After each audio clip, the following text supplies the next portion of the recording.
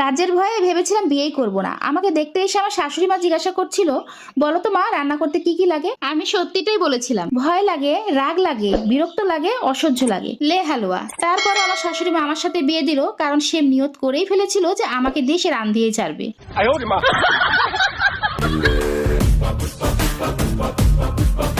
तू कांधे को उठा के चले पड़े न कोई पल्ले आसमां से दो गुना ऊंचा तेरा कद है इतनी गहराई तेरी सागर की क्या हद है